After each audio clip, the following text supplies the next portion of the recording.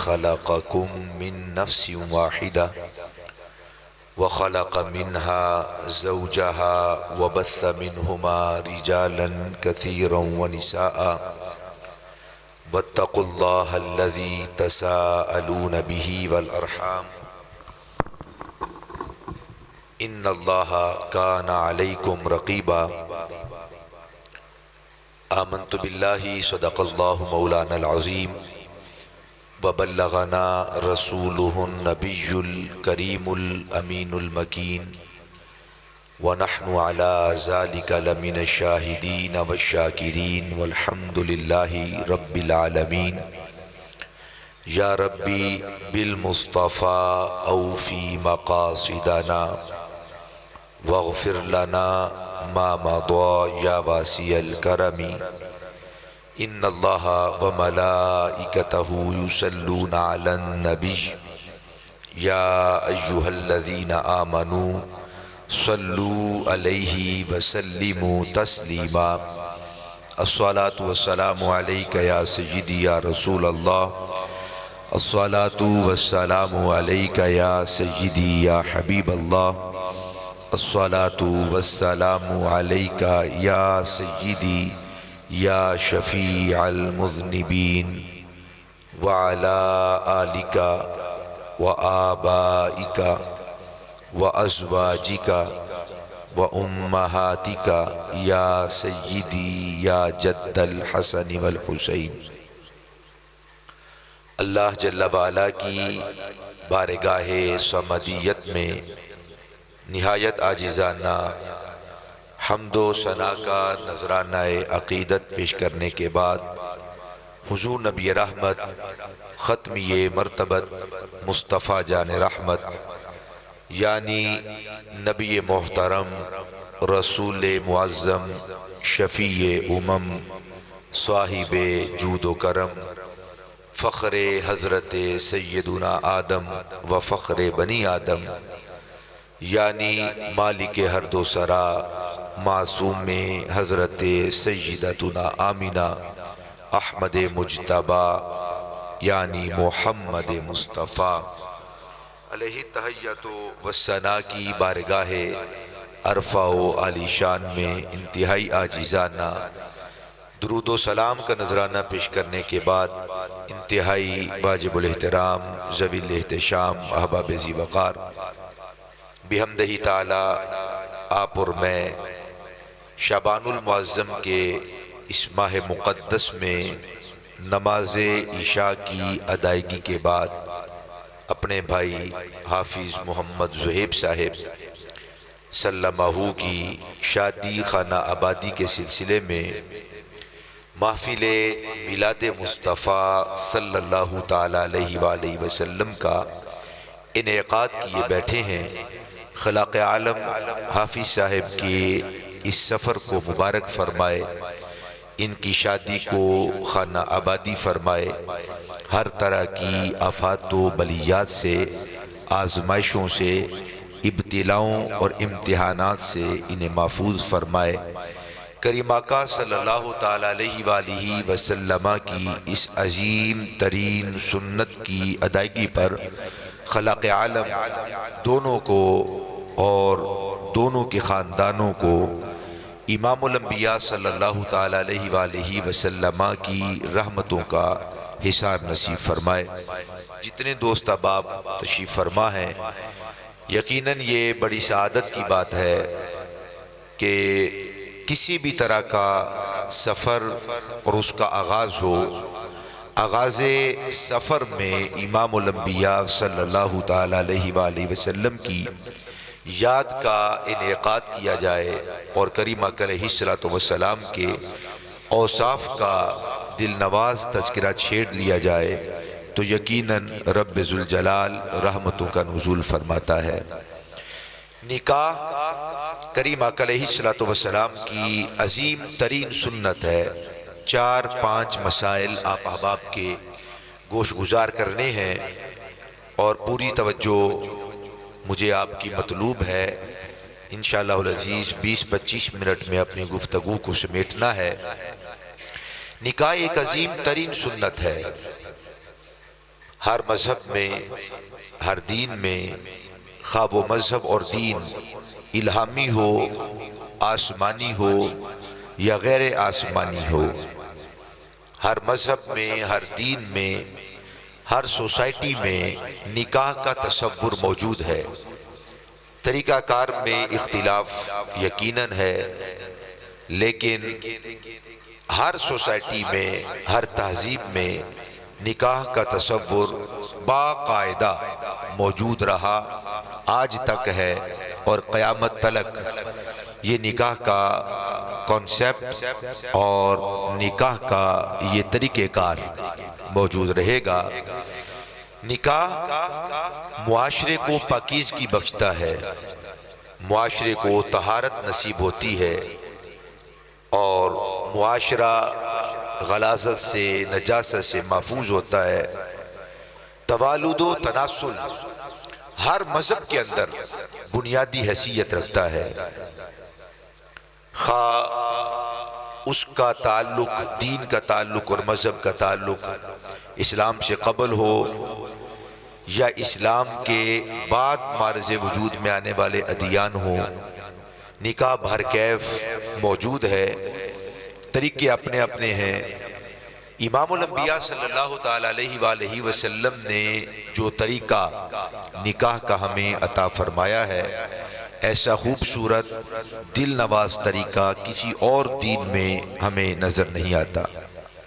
یہ اسی طرح محفوظ ہے، یہ طریقہ جو کریم آقا صلی اللہ تعالیٰ علیہ وآلہ وسلم سے اکابرین کے توسل اور تصدق سے ہمیں میسر آیا ہے۔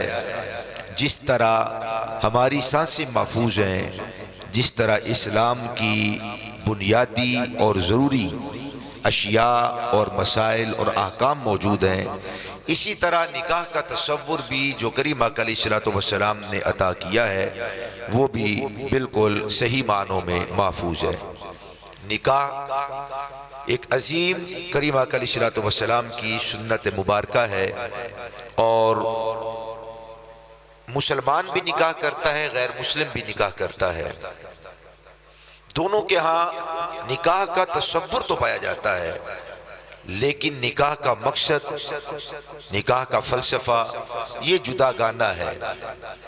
مسلمان جب نکاح کرتا ہے تو اپنے محبوب صلی اللہ علیہ وآلہ وسلم اور دیگر تمام انبیاء کرام علیہ السلام جنہوں نے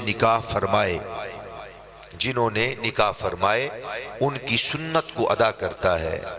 نکاح مسلمانوں کے ہاں عبادت کا درجہ رکھتا ہے، اور مجرد شخص جو نکاح نہیں کرتا اس کی عبادات، اور جو نکاح کر کے اپنی نگاہوں کو محفوظ کرتا ہے، اپنے جذبات کو کنٹرول کرتا ہے، اپنی خواہشات کو کریم آقا صلی اللہ علیہ وآلہ وسلم کی سنت عظیمہ کے مطابق انہیں روشنی دیتا ہے اور اپنی خواہشات کو تسکین دیتا ہے کریم آقا علیہ السلام کی سنت ادا کر کے، تو گویا کہ وہ عبادت کر رہا ہے۔ عبادت کے انداز مختلف ہیں، جس طرح قولی عبادت ہوتی ہے، جس طرح لسانی عبادت ہوتی ہے، جس طرح مالی عبادت ہوتی ہے، اسی طرح بدنی عبادت بھی ہوتی ہے۔ بدنی عبادات میں سے نکاح بھی ایک عبادت ہے۔ مسلمان جب نکاح کرتا ہے تو وہ عبادت سمجھ کے کرتا ہے۔ اغیار اور غیر مسلم اقوام جب نکاح کرتی ہیں تو وہ اسے عیاشی سمجھ کے نکاح کرتی ہیں، ان کے ہاں تصور اس سے بڑھ کر نہیں ہے، ان کے ہاں تصور ایک عیاشی کا ہے، اپنی خواہش کو جائز اور ناجائز طریقے سے پورا کرنا ہے۔ یہی وجہ ہے اور یہی فرق ہے کہ مسلمان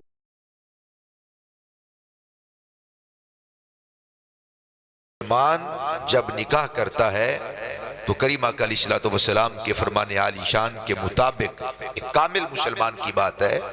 اگرچہ ہم غیر اقوام سے متاثر ہو گئے، ان کی تہذیب سے، ان کے رہن سہن سے متاثر ہو گئے، ان کی طریقہ کار سے متاثر ہو گئے، ان کے افکار اور ان کے اعمال سے، افعال سے متاثر ہو گئے، ورنہ آپ چند سال پیچھے چلے جائیں، ہر نکاح مسلمان کا مسجد کے اندر ہوتا تھا، چونکہ اس کا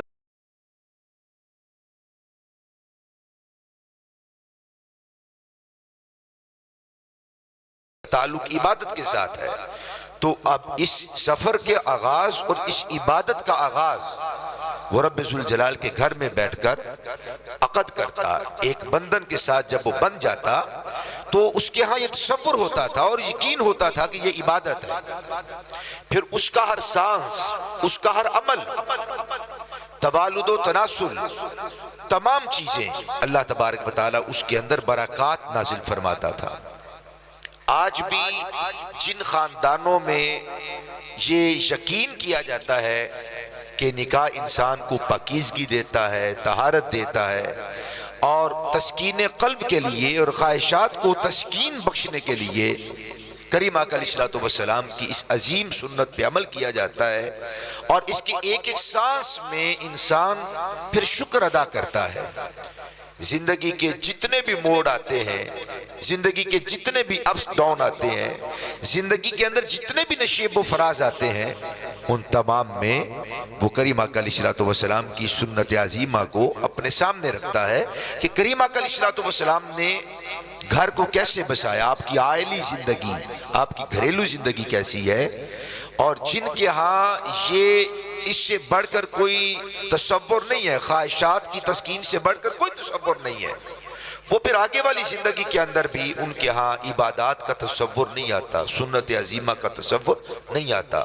یہی وجہ ہے کہ آج معاشرے کے اندر اس قدر بے چینی ہے، بے راہ روی ہے، اور اس قدر معاشرے کے اندر ناسور پھیل چکا ہے، اور مختلف قسم کی آفات میں یہ معاشرہ سرگرداں ہے، اور مختلف قسم کے مصائب کے اندر ہم دوڑے جا رہے ہیں، بھاگے جا رہے ہیں۔ ان وجوہات میں سے ایک وجہ یہ ہے کہ ہم نے نکاح کے اصل حکمت اور نکاح کے اصل فلسفے کو ترک کر رکھا ہے۔ تو یاد رکھیے یہ ایک عظیم ترین عبادت ہے۔ کریم آقا علیہ الصلوۃ والسلام کی ہر سنت، آپ کی ہر ادا پہ عمل کرنا عبادت ہے۔ تو نکاح بھی ایک عظیم ترین سنت اور ایک عظیم ترین عبادت ہے۔ سیدنا حضرت ابو دردہ رضی اللہ تعالیٰ فرماتے ہیں، کسی نے پوچھا کہ بتائیے اگر آپ کو یہ پتا چل جائے کہ اگلے لمحے میں میری موت واقع ہو جائے گی تو آپ کون سا عمل کریں گے؟ آپ کے پاس چند پل ہیں، چند گھڑیاں ہیں، آپ بتائیں آپ کو اگر معلوم ہو جائے کہ اگلے لمحے میں میرا وصال اور انتقال ہو جانا ہے، آپ کیا کریں گے؟ بڑا خوبصورت جواب دیا، فرمایا اگر میں مجرد کی حالت میں ہوں، یعنی میری شادی نہ ہوئی ہو اور میرے عقد میں کوئی میری زوجہ نہ ہو، میں تنہا ہوں، تو اس صورت میں اس آخری لمحے کے اندر میں اس بات کو فوقیت دوں گا کہ میں نکاح کروں۔ کریم آقا علیہ الصلوۃ والسلام نے ارشاد فرمایا کہ نکاح کتنی عظیم ترین سنت ہے۔ میں رب ذوالجلال سے بالغ مردوں کو، نوجوانوں کو، اسلام کی بیٹیوں کو، دختران اسلام کو، فرزندان اسلام کو یہ درس دیا جا رہا ہے، فرمایا اس حالت میں رب سے ملاقات نہ کرنا کہ تمہارے عقد میں کوئی بیوی ہی نہ ہو، تمہارا نکاح ہی نہ ہوا ہو۔ جب اس سنت پہ عمل نہ کیا جائے یا تاخیر کی جائے تو معاشرے میں بہت سارے مسائل جنم لیتے ہیں۔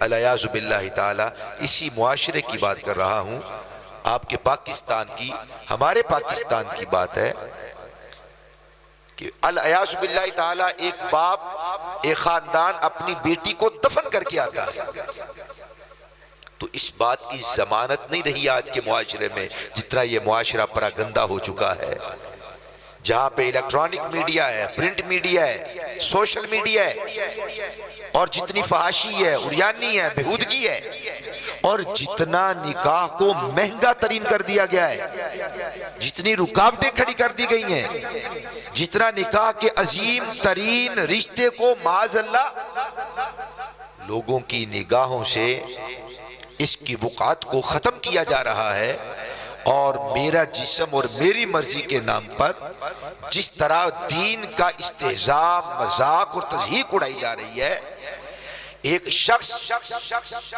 اپنی بیٹی کو دفن کرنے کے بعد بھی خود کو اور اپنی بیٹی کو محفوظ نہیں سمجھتا۔ جب جذبات بے لگام ہو جائیں تو پھر قبر میں پڑی ہوئی خاتون کی بھی حفاظت مشکل ہو جاتی ہے، پریشانی کا سبب بنتی ہے۔ اس کی وجہ کیا ہے؟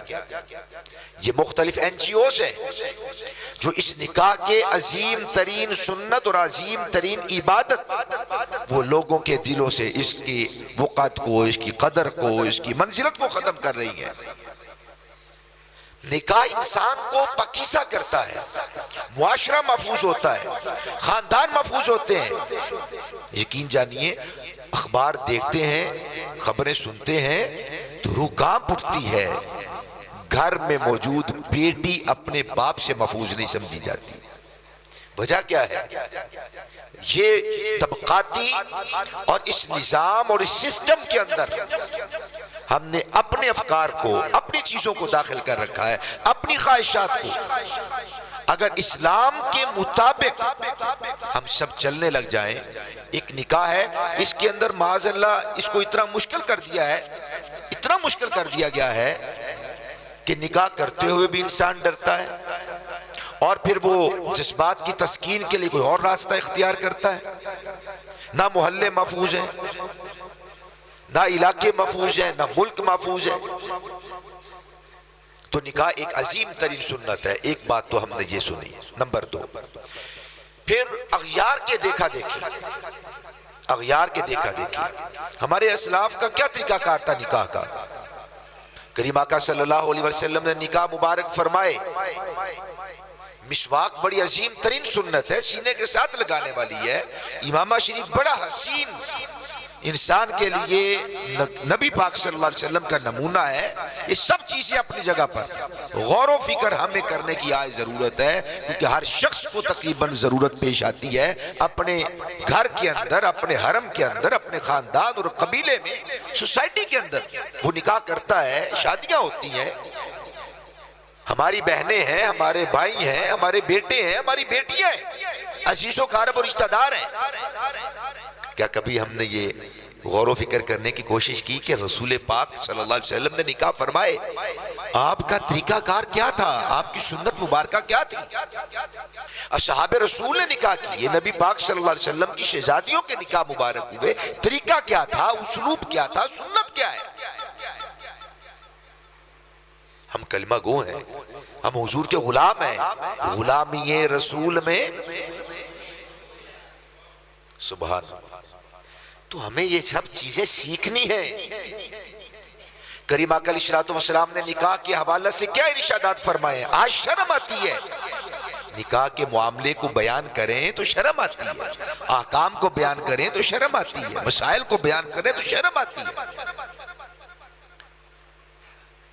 میں ایک سوال کرتا ہوں، یہ برات کا تصور کہاں سے آیا ہے؟ یہ برات ہے یا براعت ہے؟ یہ بھی غور و فکر کرنا ہے۔ ایک برات ہے اور ایک برات ہے۔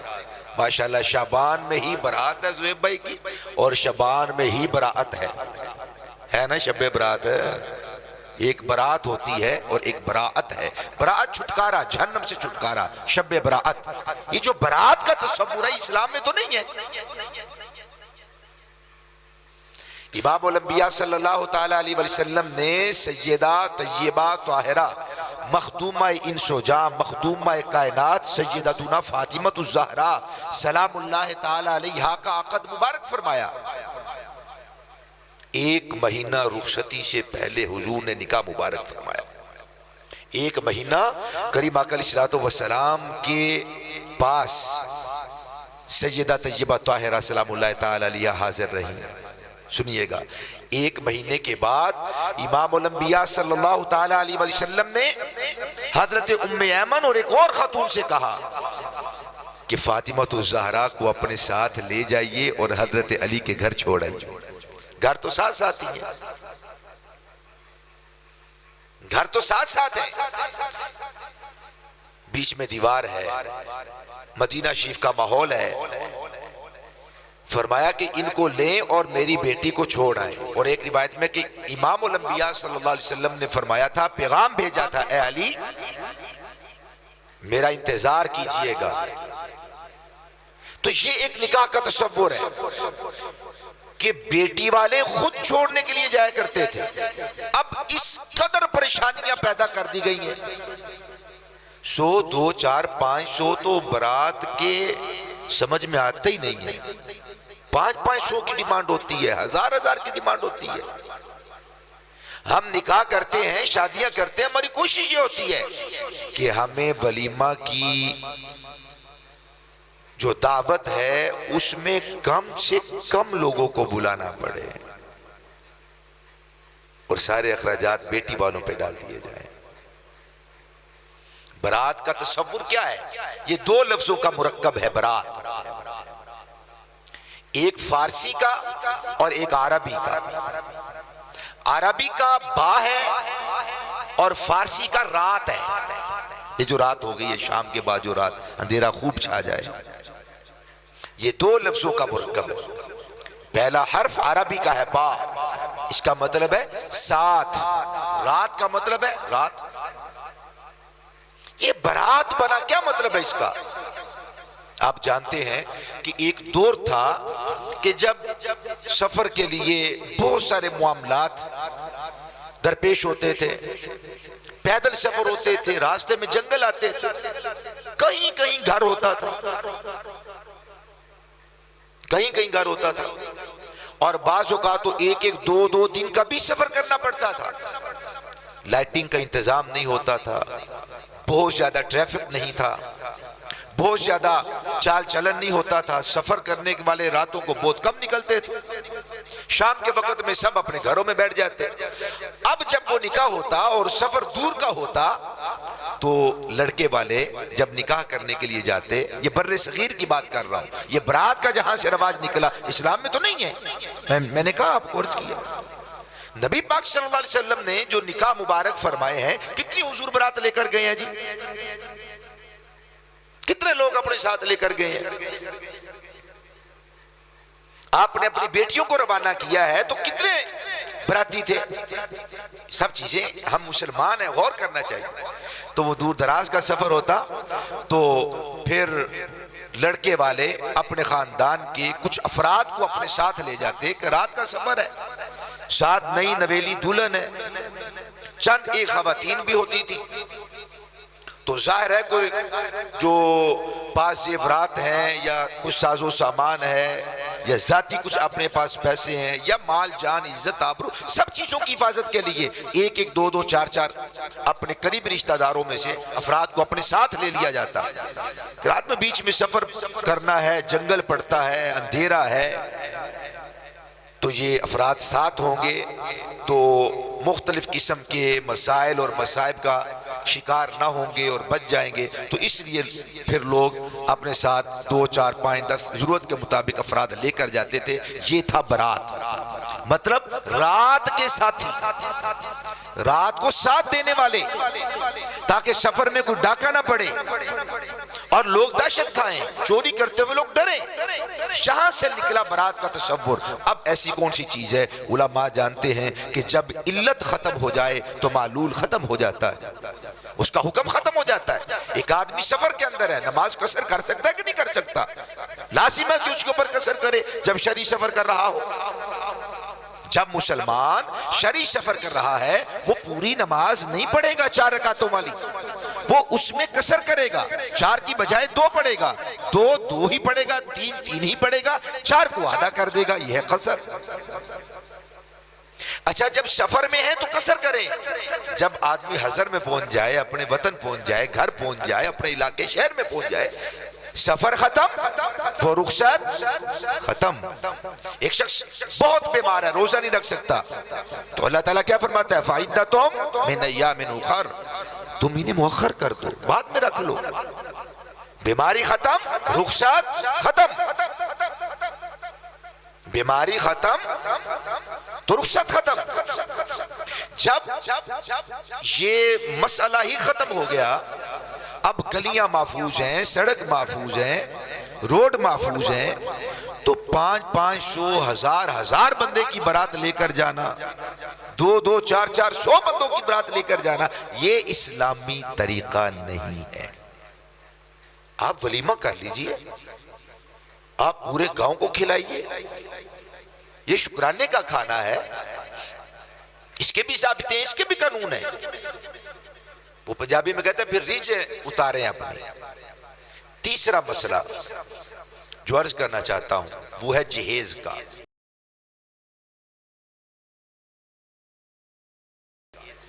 نکاح سستے کیے جائیں، شادیوں کے معاملات آسان کیے جائیں۔ کریم آقا صلی اللہ علیہ وآلہ وسلم آپ نوجوانوں میں تشریف لاتے تو انہیں نکاح کی ترغیب دلاتے، اور جو نکاح نہ کر سکتے اہل ثروت مالداروں سے کہتے کہ ان بیٹوں کی اور ان بیٹیوں کی شادیاں کرو، ان کی کفالت کرو۔ کوئی نہ کرتا تو بیت المال سے ان کے نکاح کیے جاتے، بیت المال سے نکاح کیے جاتے۔ یہ بھی اسلام کا حسین ترین دور ہے۔ جہیز کا کوئی تصور نہیں ہے، اسلام میں کوئی تصور نہیں ہے کہ آپ نے 50,000 کا جہیز لینا ہے، آپ نے 1 لاکھ کا لینا ہے، 2 لاکھ کا لینا ہے یا 500 کا لینا ہے۔ اسلام تو اس بات کی بھی اجازت نہیں دیتا کہ آپ بیٹی والوں پر زور ڈالیں اور ان سے ایک کولی، ایک پلیٹ اور ایک چمچ کا مطالبہ کریں۔ یہ ہے اسلام، یہ ہے دین، یہ ہے شریعت، یہ ہے ہمارے محبوب علیہ السلام کی سنت مبارکہ اور سنت عظیمہ۔ یہ جو کہا جاتا ہے نا کہ نبی پاک صلی اللہ علیہ وسلم نے حضرت فاطمہ الزہرا سلام اللہ تعالی علیہ کو اتنا جہیز دیا تھا، ہے نا؟ یاد رکھیے کہ یہ جو جہیز کا سامان تھا یہ سیدنا حضرت علی المرتضیٰ نے اپنی زیرہ کو بیچا تھا، حضرت عثمان غنی نے اس کو خریدا تھا اور اس کے بدلے میں مال دیا تھا۔ پھر وہ زیرہ بھی حضرت عثمان غنی نے آپ حضرت علی المرتضیٰ کی نکاح کی خوشی میں اس زیرہ کو واپس کر دیا۔ زیرہ کس کی تھی؟ حضرت علی المرتضیٰ کی۔ بیچی کس نے؟ حضرت علی المرتضیٰ نے۔ جس مال سے جہیز کا سامان بنا تھا، مخدومہ انسو جاں سیدتنا حضرت فاطمہ الزہرا سلام اللہ تعالی علیہ، وہ مال حضرت علی المرتضیٰ کا تھا، وہ زیرہ حضرت علی المرتضیٰ کی تھی۔ انہوں نے لا کر وہ مال حضور کریم علیہ السلام کی گود مبارک میں ڈال دیا، وہ درہم تھے، اور کریم آقا علیہ السلام نے وہ درہم حضرت ام ایمن کو دیے، کچھ حضرت سیدنا ابو بکر صدیق کو دیے۔ وہ جو سامان تھا وہ سیدنا حضرت علی المرتضیٰ کی زیرہ کو بیچ کر لیا گیا تھا۔ نان نفقہ سکنا، بیوی کو کھلانا پلانا، رہائش دینا، ضروریات پوری کرنا، فرنیچر، جو آپ کی آسائش ضروریات ہیں، وہ عورت کی ذمہ داری نہیں، مرد کی ذمہ داری ہے، اسے فکر کرنا چاہیے۔ جہیز کا مسئلہ بھی ہوا۔ آخری بات میں یہاں پہ کرتا ہوں، وقت کے دامن میں اتنی گنجائش نہیں ہے، اور وہ ہے حق مہر۔ حق مہر کریم آقا علیہ السلام نے اس کی کم سے کم تعداد 10 درہم بیان کی ہے، اور 10 درہم کا وزن اگر انگریزی گرام کے اندر کیا جائے تو وہ تقریباً 3.25 تولے چاندی بنتی ہے، کم از کم 3.25 تولے چاندی۔ ابھی 3-4 ماہ پہلے ایک میرے پاس مسئلہ آیا، طلاق کا مسئلہ تھا، تو اس میں ان کا وہ پیپر پڑھا تھا، مسئلہ پڑھا تھا، تو اس کے اندر ابھی یہ 2010 کی غالباً بات ہے، یہ شادی وہ ان کی ہوئی، اور 2010 کے اندر اچھا خاصا ان کا وہ مالیت تھی، تو نکاح کی جو حق مہر رکھا گیا تھا وہ 500 روپے تھا۔ اگر آپ 2010 کے اندر بھی دیکھیں تو 5,500 روپیہ حق مہر نہیں بنتا، 2010 کے اندر بھی 800-900 روپے تولہ چاندی تھی، اب 1200-1300 روپیہ ہوگی، اب ڈاؤن ہوتا رہتا ہے اس کے اندر بھی سونے چاندی کا۔ 3.25 تولے چاندی سے کم مالیت یا 10 درہم جو اس دور کے اندر تھے، اس سے کم حق مہر نہیں ہے۔ قد علمنا ما فرضنا علیہم فی ازواجہم، تحقیق ہمیں معلوم ہے، ہم جانتے ہیں جو ہم نے مردوں پر ان عورتوں کے حوالے سے حق مہر کو لازم کیا ہے، کم از کم 10 درہم۔ اتنا زیادہ بھی نہ ہو کہ مرد دینے کی وسعت اور طاقت نہ رکھتا ہو، اتنا کم بھی نہ ہو کہ اس بیٹی کو اپنی سہیلیوں میں بتاتے ہوئے شرم محسوس ہو۔ جس طرح مردوں کے دوست احباب ہوتے ہیں، اس طرح بیٹیوں کی بھی سہیلیاں ہوتی ہیں۔ تو اتنا زیادہ نہ ہو کہ مرد کی طاقت ہی میں نہ آئے، اور اتنا کم نہ ہو کہ بیٹی بتاتے ہوئے حقارت محسوس کرے۔ پروقار حق مہر دینا چاہیے۔ جب پوچھتے نا جی حق مہر کتنا، تو لڑکا سب سے پہلے اپنے ابا کو گھورتا ہے، ہاں جی تو بھائی نکاح تم کرنے آئے ہو، یہ ذمہ داری آپ کی ہے۔ اور پھر اس کے اندر بھی بڑے عجیب و غریب معاملات ہوتے ہیں۔ دو ہی تو معاملات میں جھگڑا ہوتا ہے، ایک حق مہر میں اور ایک مولوی صاحب کو فارغ کرنے میں۔ یہ دو بھی جھگڑے ہیں، یہیں سے آغاز ہو جاتا ہے جھگڑوں کا۔ اللہ تعالیٰ آئندہ آنے والی زندگی میں ہمارے بیٹوں کو، ہماری بیٹیوں کو، ہمارے بہن بھائیوں کو سدا محفوظ رکھے، ہم سب کو، ہماری اولاد و نسلوں کو۔ حق مہر کا تصور، پھر نکاح کے بے شمار مسائل، معاملات، میاں کے بیوی پر حقوق، بیوی کے میاں پر حقوق، ان سب کی تفصیلات ہیں۔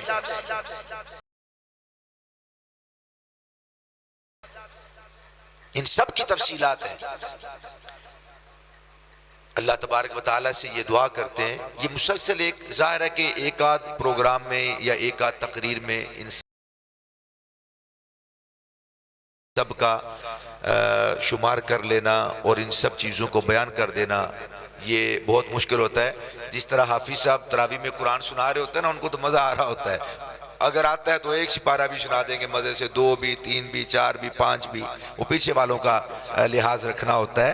ڈرائیور تو اپنی مستی کے ساتھ چلا رہا ہوتا ہے گاڑی کو، پیچھے والے سارے 6 کے 6 کلمے پاڑے ہوتے ہیں، نہ آندہ ہے تو ایک کوئی 6 وری پڑی جاندے۔ سبحان اللہ۔ تو ایسا میں نے نہیں کرنا۔ یہ چند چیزیں میں نے آپ احباب کے سامنے رکھی ہیں۔ نمبر 1، ان سب کا جو خلاصہ ہے نا میری گفتگو کا، وہ یہ ہے کہ نکاح کے معاملات کو آسان کریں، نکاح کے معاملات کو آسان کریں، اسے سنت سمجھیں، اسے عبادت سمجھیں۔ یہ غل گپاڑا کرنا یہ مسلمانوں کا انداز نہیں ہے، یہ طریقہ نہیں ہے۔ یہ بیٹی والوں پہ اتنا بوجھ ڈال دینا یہ اسلامی طریقہ اور اسلامی رواج اور تہذیب نہیں ہے۔ کریم آقا علیہ السلام کی جو سنن ہیں ان کو پڑھا جائے، ان کو سیکھا جائے، پھر قدم بہ قدم علماء کے ساتھ، صوفیاء کے ساتھ، اولیاء کے ساتھ، سنجیدہ لوگوں کے ساتھ اپنا تعلق قائم رکھیے۔ کوئی زندگی میں فیصلہ کرنے سے پہلے سنجیدہ لوگوں کی، بزرگوں کی، خاندانی بزرگوں کی مشاورت کو اپنے ساتھ رکھیں۔ مشکلات یاد رکھیے انسان پہ آتی ہیں۔ اللہ تعالی ہمارے ان بھائیوں کو، ان بچوں کو، اور جتنے بھی ہم سب یہاں پر موجود ہیں، ہماری نسلوں کو، ہماری اولادوں کو، ہم سب کو تا دم آخر، تا صبح قیامت کریم آقا صلی اللہ علیہ وسلم کے ساتھ ہم سب کو وفا کرنے کی توفیق نصیب فرمائے۔